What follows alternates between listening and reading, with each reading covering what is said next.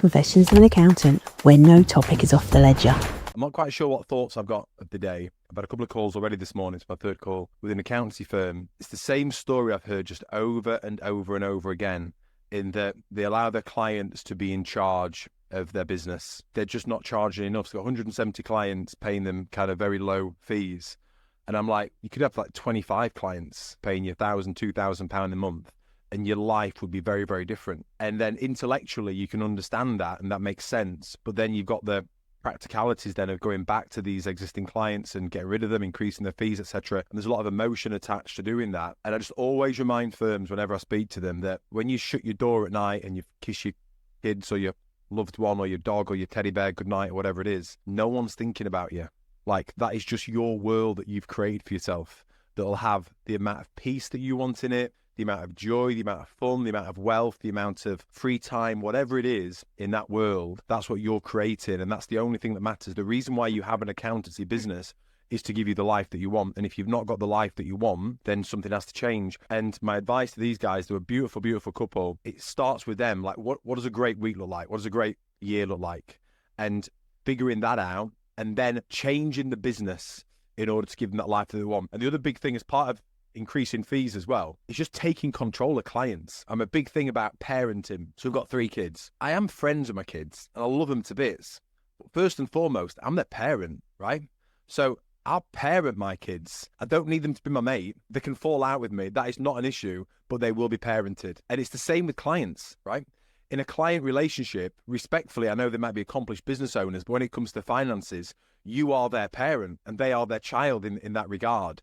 And they need parenting and they need telling how it's going to work. And so many firm owners are afraid to tell their clients that they're in charge. This is how it works. If you want to work with us, it's this way, or you can do one. And this is literally how I would have a conversation with a client. I called you last month to get your bookkeeping information from you, and I feel that I'm constantly chasing you. And when you sent it through, you didn't give me it all. You didn't give me in the right format. This is the last time we will have this conversation. I've just sent you an email explaining exactly how you will send this through to me and by what time. If I have to ring you again next month to have this same conversation, it'll be to disengage with you. Do you understand where we are with this relationship? I would have it as cold as that. And do you know what? The client will be so grateful that you've had that conversation. A business owner has to think about so many things. They've got all these plates spinning. And if they don't feel that you're fully in control of their finances or their accounting, they will try and take control back. But they don't want to be. An alpha dog in a pack or an alpha wolf in a pack does not want to be the alpha wolf, does not want to be the alpha dog. It's the most stressful situation for them to be in. But if no one else assumes it, they will assume it. In a relationship with your client, if you don't take the lead and take the control and be absolutely in charge, the client will naturally take charge. And it's a stressful situation for them. So when you just assume authority and say, there's only one way you're going to work with us, and that's our way. It's our game, our rules. And if you want to play by them, here we go. And if you don't, you're gone. I feel a bit better getting off my chest. Sort of share that with you just to set the tone. I don't know about swearing as well, Donna, because normally when I get into the flow, kind of the F-bombs will start to be dropped. So if you've got kids in the background, put yourself on mute, because I'm not going to stop. Just so you're aware of that. I think most people at some point have felt like they need to drop an F-bomb or something slightly milder. So yeah, don't worry on that count. Really appreciate your insight on that. And I think it's such a bold move to actually be that clear and that transparent with them. I will be disengaged with you if you cannot toe the line is something that a lot of people are scared to do because they just assume that's going to lead to, well, if you're going to speak to me like that, I'll be moving along. I think part of that process as well, Donna, is if you want them to toe the line, you've got to show them the line first. Let's say with VAT returns, right? So let's say you have a deadline of 5 p.m. by this date that you need all that information from to process the VAT return. If they submit it at 10 a.m. the following day, that's not delayed your process by an hour. That means you'll submit last VAT returns information and they will pay an extra fee next quarter to correct the mistakes from this quarter. That's exactly what will happen. But that's only fair to the client is if you've articulated that and you've explained what the consequences will be. So I don't know if you guys use ChatGPT. If you don't, you just need to come and have a little word with yourself. While I was on the call with this firm earlier, I went to ChatGPT and I gave it this prompt: create me a process for managing payroll for our clients that we can actually hand to the client so they understand the step-by-step process we go through, so they can also understand the consequence of what will happen if they don't give us the information on time. Ask me any questions that you need to, so I can provide you with the information you need to complete the process. I will drop that step-by-step guide into the chat here, put that into ChatGPT. It will ask you a series of questions. You answer those questions and it will just create your process for you. Like literally within an hour, or even less than that, you could have every process mapped out for your, your core processes, whatever that's bookkeeping, annual accounts, payroll, management accounts, VAT returns. You could have all of the documentation and processes to hand to a client completed within an hour after this call, just by following that process. That's absolutely insane. It actually leads us on really well to the first question that I personally come up with. So it wasn't planned at all, I promise. In a lot of the books and audio things that you've done, you've actually said on there that in order to have a successful business, you need to be able to step away from it. And to do that, you need to have systems and processes that are actually documented out in playbooks. Do you use something like ChatGPT? Because most people, when they say, yes, my process is documented, they only mean that in as much as, well, they are, but then next week, if something changes, will they get updated? How does it, keeping on top of it? And first of all, creating the systems and the playbooks, and second of all, then maintaining them. Have you got actually tips on how best to do that, or how to keep check of it? Yeah, so if we just take a step back, just so that people understand the concept of a playbook. So a playbook is the step-by-step process for every single thing within your business. And as part of that, you've got to be okay with being a dick. The thing that controls the results in your business is the standards that you set for yourself. That's it. It's not what's going on in the economy. It's not what your competition are doing. It's the standards that you set and uphold. Okay, so they are set within a playbook. So I'm okay with it. So in GoProposal, we would have a playbook for everything. So I was talking to one earlier, like if Levi was booking a hotel for me somewhere, there's a playbook for how to book a hotel for me. There's a playbook for what hotel, the fact that it's got a gym downstairs, the fact that it's going to be within a mile of the venue, the fact that it's whatever. Like, I don't care what she thinks of me. I'm going to create the process that's going to get the outcome that I need, right? So we would have a process for absolutely everything. No detail was too small. And what we used for that was Google Drive, Google Docs. So if you use Microsoft, then you can use the equivalent in there. But what you want is a collaborative document that everyone can work on and add comments to. Only one person should be accountable for that document, although multiple people can be responsible. So only one person is in charge of maintaining that document. So everyone else that's working on it, let's say if you wanted to make a tweak because now you've got a different process, or you've done this with a client, or the client's asked this question or whatever, right? You would go and add that as a comment into the document, but then it's the person who's accountable for that document to then incorporate that comment into the process if they want to. The easiest way to do it is I wouldn't use ChatGPT. So what we used to do in our firm is, let's say you've got a process that you want to take a member of staff through, Donna, okay? Mm-hmm. So it could be, I don't know, how to reconcile some bookkeeping bullshit or whatever it is that you do, right? What you do is, rather than train that member of staff, even if they're in the same room as you do it on Zoom, okay? So you say, you go put your headphones on over there. I'm going to show you exactly how to do this step by step, and we'll do it on Zoom and we'll record it. So you go through the process on Zoom. The moment that session's finished, you've now created an asset, which is the video recording of this. It is then their responsibility to run back through the recording, the member of staff, to run back through the recording and to just document it step by step, to use screenshots, little video snippets from Zoom if they want to, and then they build out that process. So many people think, no, I've got to do it. I've got to go and create this, right? I see this happen a lot in firms. You might be the best person to do it. You might be able to do it at 90% or 95% right, but because you've taken on so much shit that you said you'd do, you're actually doing it at 0% right, okay? So you're far better off getting a member of staff to do it at 70% right, reviewing it, and then saying, actually, could you just tweak that, or could you improve that and get into 72% right and 76% right, and getting them to iterate and make those improvements. So a phrase that I use a lot is, version 1 is better than version none. Let's just get the first version done, and then we can start to improve and iterate on it. Excellent. That's really, really helpful. Do you ever get kickback that people say, oh, I haven't got the time to obviously do this? Or is that something where you just go, well, it is what it is. It's a process you need to go through and basically get on with it? Yeah. It's a funny one time in that I don't believe it as an excuse. It's never an issue of time. It's nearly always an issue of prioritization. So I would question, do they understand the importance of why they're doing it? If you're asking a member of staff, look, I need you to create this process for this task that you're doing, they're like, I haven't got time. Well, listen, you need to understand that if we don't get this process done, I can't bring in an assistant to support you, or I can't offload any of this work because it's all stuck in your head. So I have to unpack it from your head in order for me to kind of take the workload off you. And so if you don't make the time for this, you will never have time. So this is an absolute priority that you've got to get done. Okay. So you've got to make it a priority. My friend talks about this though. I don't want to get too deep into it, but he says it's never an issue of time or prioritization. It's how emotionally ready can somebody be to do the task. So the reason they may not want to do it is because they're afraid that they're going to look stupid, or they might be afraid that they don't actually understand the process themselves, or they're afraid that if they commit to it and post it and share it, that then someone on the team's going to criticize them and say, that's not how you reconcile that. Why are you assigning it to that? Like they're not emotionally ready for the potential criticism that they're going to get. That's the fundamental, if you want to get deep into why they won't do it. So we have to create a safe place for them to do it. Say, look, it does not have to be perfect. And that is an issue with accountants, by the way. All you lot, bookkeepers, tax people, accountants, right? The problem is accountant thinking. So to be a great accountant, you're always looking for what's wrong and everything has to be perfect. Yeah, that makes you a great accountant. If you're reconciling my accounts and something's a penny out, I know it's going to piss you off, right? So you're going to have to figure that and find that penny, okay? That makes you a great accountant. The problem then is when you apply that thinking to implementing a business process, because it won't be perfect and there will be things wrong with it.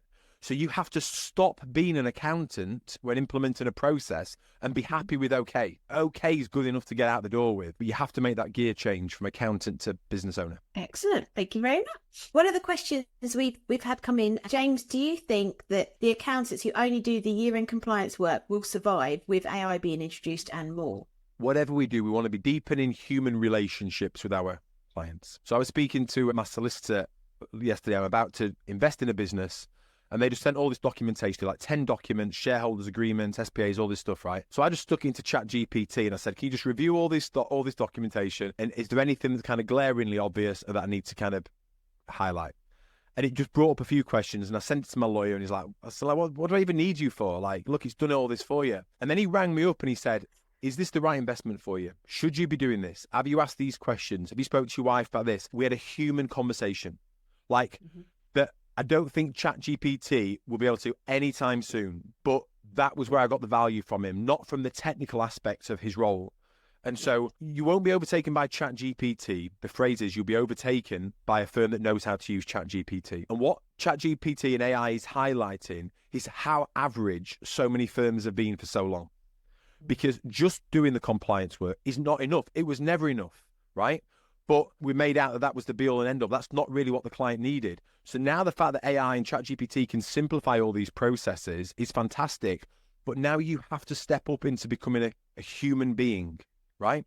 So I always remember when I was growing GoProposal and Paul Barnes, who was the accountant managing our accounting, said like was doing our budget and forecast for the year and said, how many subscribers do you want by the end of the year? What's the goal? What's the target?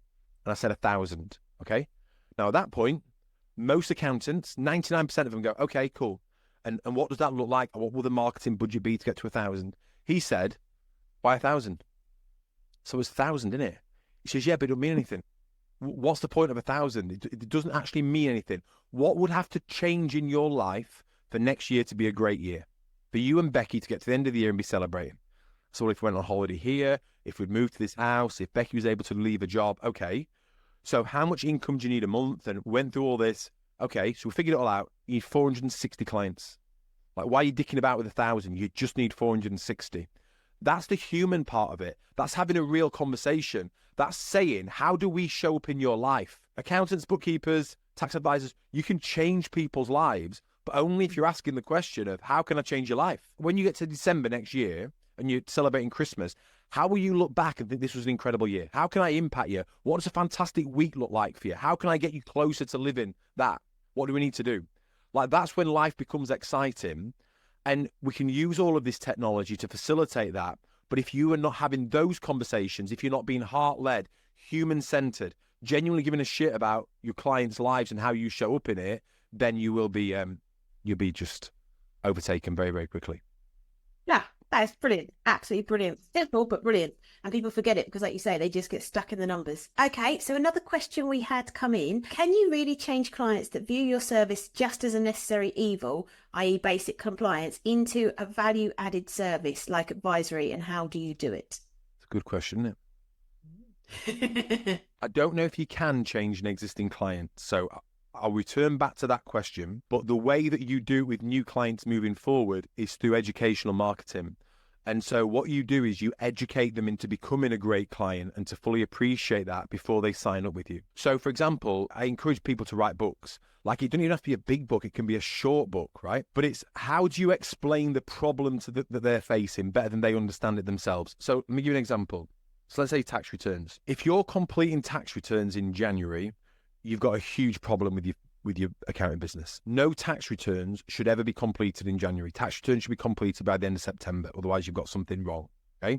So that's my kind of go-to question to figure out where the issues are. The reason why you would be completing tax returns in January is because you've not made it a priority for your clients to give you that tax information earlier so that they can understand what their tax liability is earlier so they can prepare the cash and set it to one side. That's entirely on you. That's an education-led thing, okay? That could be dealt with before they even become a client. You could explain to them how it's going to work, why they need to do that, and to understand the importance of that. You could do that over a video, a 5-minute video. You could do it over a short book or whatever that may be to educate them on it. But then when you get them in as a client, there is no such thing as a good client. Great clients don't exist.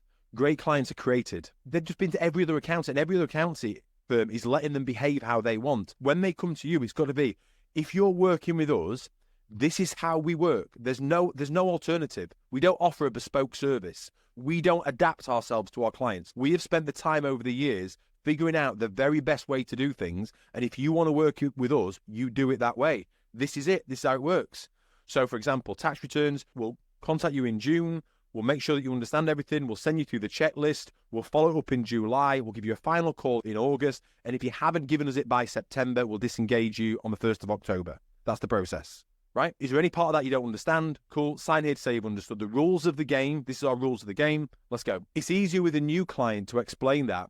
With an existing client, you've got a challenge. But even with existing clients, it would still be leading with education. So you would still be educating them on why this is important, why it's a priority. And if they're not prepared to listen to it, you've got a question to ask of whether you then disengage that client. You've got to kind of hold your hands up at that point and say, we should never have allowed you in the first place. But if you've got a bad client, this is the thing to know. It's 100% your fault. 100% your fault. Because either you shouldn't have had them in the first place, you've not educated them to become a better client, or you've not got rid of them when you realize they were a bad client. Either way, all them three things are on you, not the client.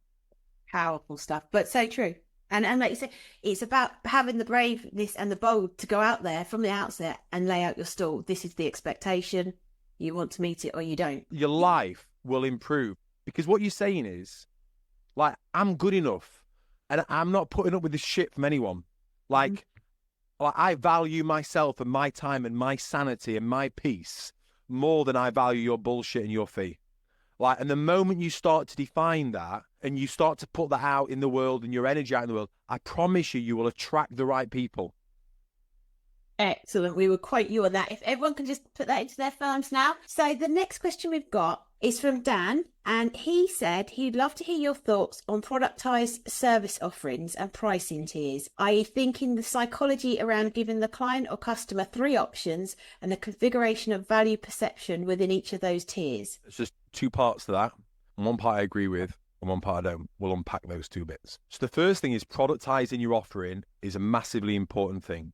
So productizing your offering is detaching yourself from the service that you provide and starting to focus on the outcome that you're trying to achieve for your client, okay? Nobody wants your service. No one gives a shit. They want the outcome that they get from it, okay? So it's about having deeper, more meaningful conversations with clients. So for example, do you know which of your clients are planning on selling their business in the next 3 years? That's a really simple question to ask a client. Are you planning, or would you like the opportunity to sell your business in the next 3 years? Okay, well, if you want to sell your business in the next 3 years, we've got our exit preparation package, which involves monthly management accounts, because the first thing any business that's going to acquire you is going to ask you is for the last 3 years of monthly management accounts. So we need to have 3 years of monthly management accounts in place. You need a budget, you need a forecast, and this is what makes up our exit prep package. It's outcome focused. So what's the outcome? What's the question that you would need to ask in order to be able to figure what that outcome is? And then what are the services that are then in there in order to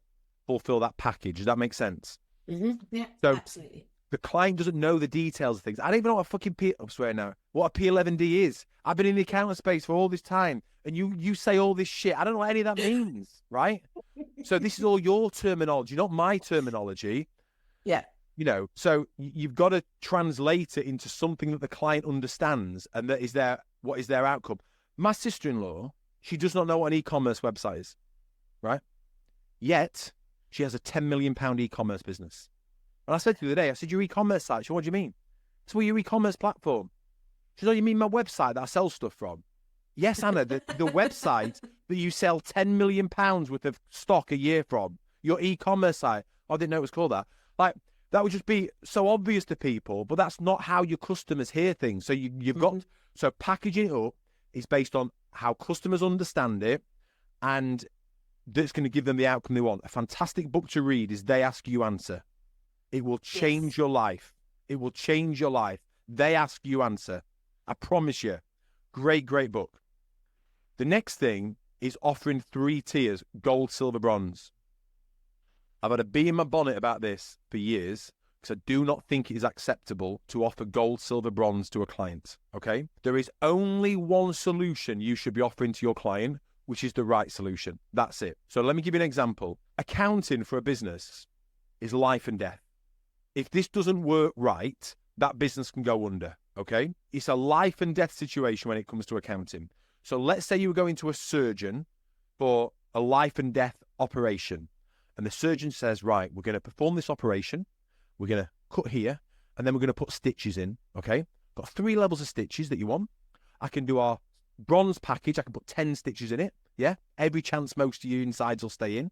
I've got 15 stitch package, or I've got our 20 stitch package. Like, just put as many stitches in that you need that my insides don't fall out. Like, you're the expert. Tell me what I need. Like, a good surgeon should be asking the questions and say, right, you need this amount of anesthesia. You will turn up at this time. These are the medication you will have afterwards. Like, this is the rehab plan that you'll be doing. You'll be doing this type of physio, and this is the regime. This is, if you want to heal and get better, that's what you have to do. There's no alternative. Yeah. There's not a lesser alternative I'm going to give you. It's your ethical obligation. All you've ever got to do is ask yourself this question. It's dead simple. What would I want if I was them, knowing what I know? That is it. What would I want if I was them, knowing what I know? And then what you've got to do is have the courage. I was speaking to my mentor last week about the word courage. Courage comes from the word cœur, French cœur, meaning heart.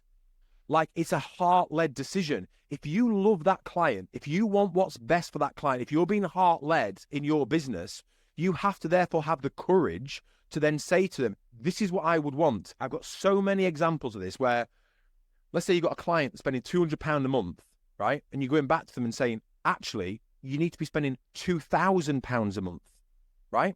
But if that's what they need to be spending to have all of these things in place, you've got to present that. They don't need to accept it. They don't need to take it, but it is your ethical obligation to say, if I were you, know what I know, this is what I want. If it was your brother turning up, or your sister, or your mum, or your dad, you've got to present to them the set of services that you would offer them, so their business doesn't go under. Otherwise, you're not being fair to them, right? And know this, they don't have to accept it. You can meet them where they are. I was working with an accountancy firm this a few years ago. They had a client come to them from the previous firm, and they were spending £800 a year. Okay. And they went through everything and said, look, where you're trying to get to and what you actually need, it's going to be £25,000 a year. They signed up on the spot instantly because they'd taken the time to understand where they were trying to get to, and they presented the right solution. We had it with our firm where we presented a client, I think it was £1,500 a month fee, but they didn't want to take it. So that we met them where they are. That's fine. But this is what you need. But if I'll meet you where you are. Okay. Mm-hmm. So we met them at £750 a month. By the time we'd onboarded them, they elected to increase their fee to £1,500 a month.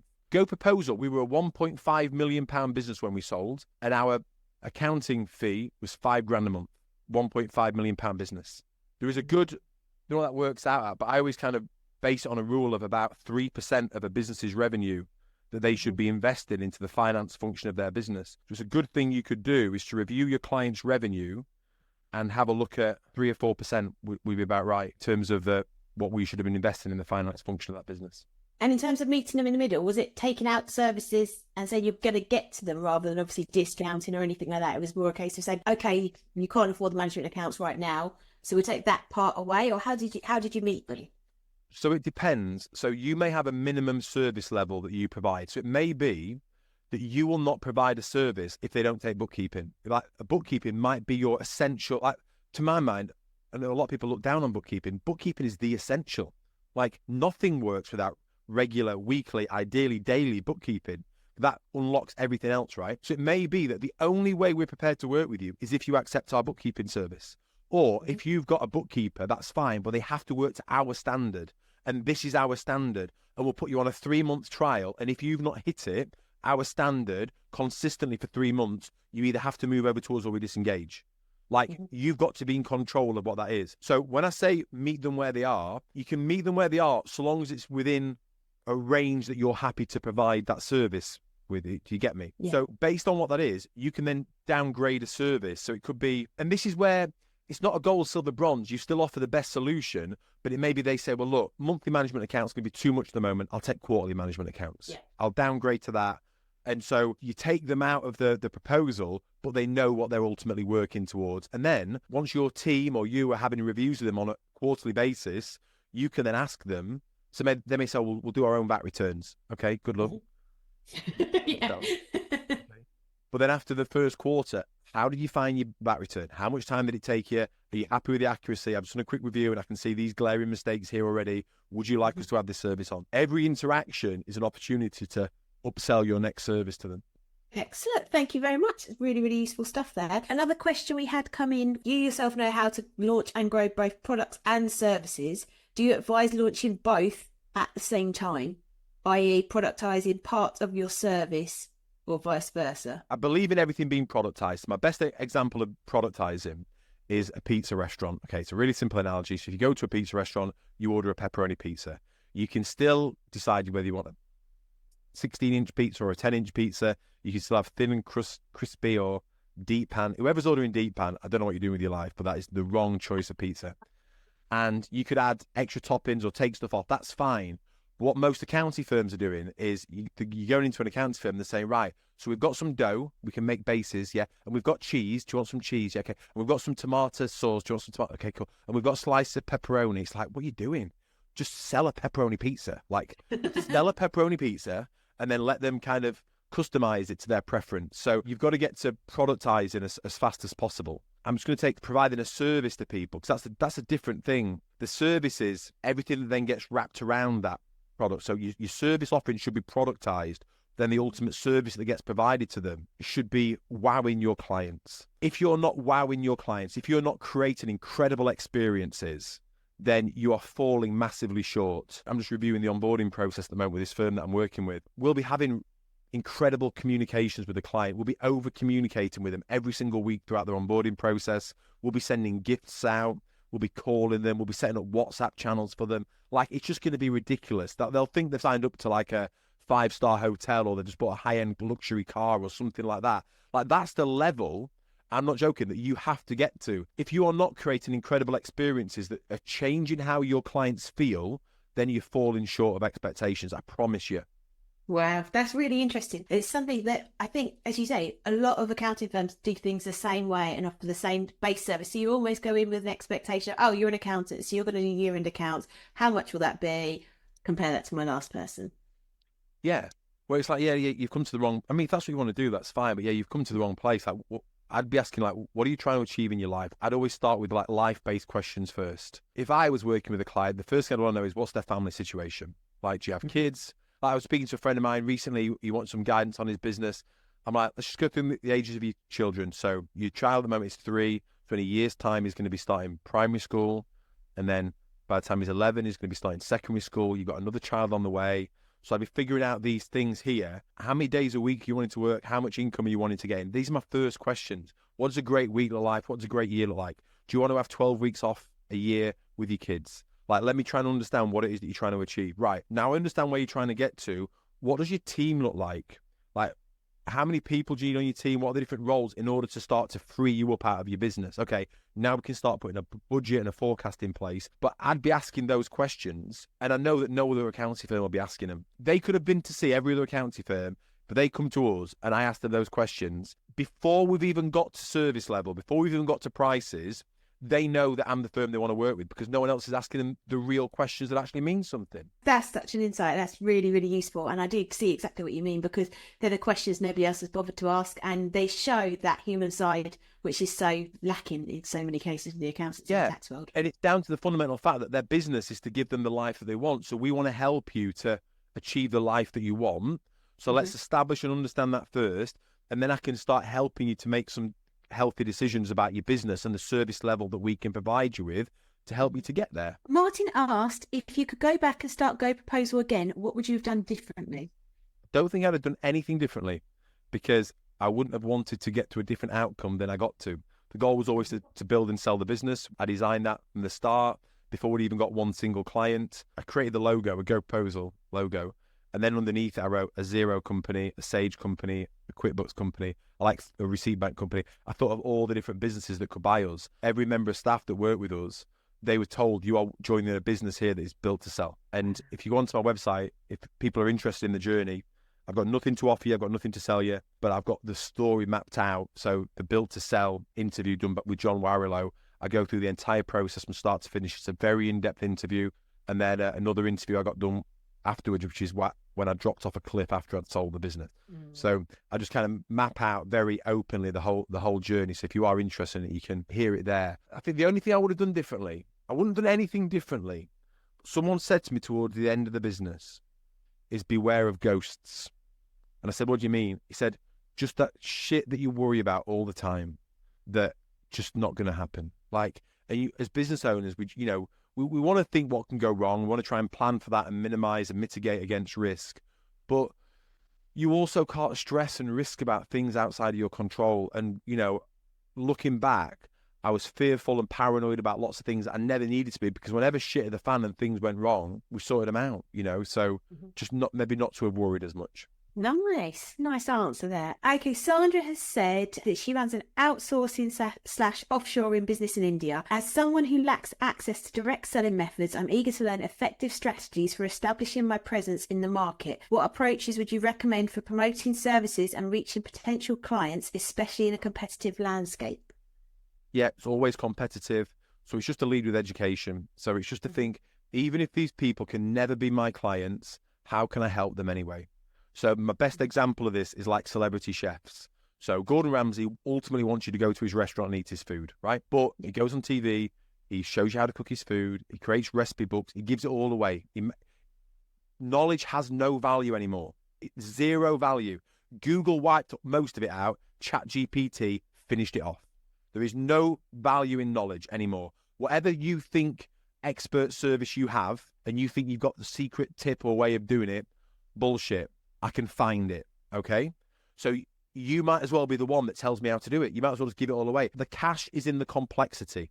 The cash is in the implementation, not in the knowledge. So you can confidently give it all away, share it all, educate people, give away your recipe, give away the recipe to your secret sauce. Tell people, help people, genuinely try to help people. And then if they want to implement it, then they come to you to get the service. Amazing. How do you get warmer client leads? Mostly through LinkedIn, as if you don't already have many clients yet to ask for referrals, because the new ones aren't always ready to buy. They are shopping around and not in a rush to move away from where they are now. So it's the same answer I just gave. Yeah. So if you imagine a pyramid, 3% of the market is looking for your services right now. So they're looking for a new accountant. 30% need your services. They just don't know they need your services. And so the way you can 10x the market size is through education. You've got to be posting on LinkedIn every single day. Every single day. If you go and get the book, They Ask You Answer, the content that I'd be posting is the questions that are coming in your inbox every day. Your clients are asking you questions on a daily basis, and you're answering the client that question. But there's 100 other people out there, 1,000 other people out there that need to hear that answer, and you're being selfish by not sharing it. So go and answer the question for the client, and then come on the phone and say, I've just been asked this question. Obviously, every client's different and you need to get advice but this is the answer I've just given to this client. And just go and post it. Do that for 100 days, okay? And even once you build your business up, you should not be reliant on referral strategies. Referral strategies are great, but if you are, and everyone, I get all my business through referrals. Like, you people wear it as a badge of honor. When I hear that, what I hear there is you've not got your marketing systems in place. You are not in control of marketing. Because if you had your marketing systems in place, you would have your leads going out there. You'd be posting every day on social media platforms. You'd have funnels bringing those leads in. I've been working with a firm recently. They're bringing 500 leads in a month by having solid educational content going out there, driving them back through lead funnels. And our only issue is how can we onboard and process these clients as fast as we can? Not how you get them. What an incredible position to be in. I think we all wish we could say we can't even onboard them, they're coming in so quick. That would be the dream. The biggest thing, though, is the greatest thing you have now is not new clients, it's the clients you've already got. I've got my book. I'm not trying to promote my book, so I'll give you the audio. Please do. But Selling to Serve will show you how to price properly, but Untapped will show you how to go back to your existing client base and tap into the wealth of clients you've already got. The money that you're trying to make is already in your existing client base. I absolutely guarantee it if you just have the courage and confidence to go and have a different conversation with them and to actually price at a level that you're really worth. No, that's excellent. Thank you so much, James. Everything's on your website, which is jamesashford.com, correct? Yep. Excellent. I have actually listened to Untapped myself this week as an audiobook, and it was brilliant because actually it's James reading it and not some monotone voice, which some of them are, which just makes all the difference. So I can highly recommend that. It's a really good listen or read, whichever way you prefer to have it. Thank you once again, James, for joining us. I think everyone has had more than a little bit of value out of today's session. So thank you again. And hopefully I shall see you all in a couple of weeks. If you follow me on Eventbrite, you'll see when I next post up the event, or you'll see it on LinkedIn.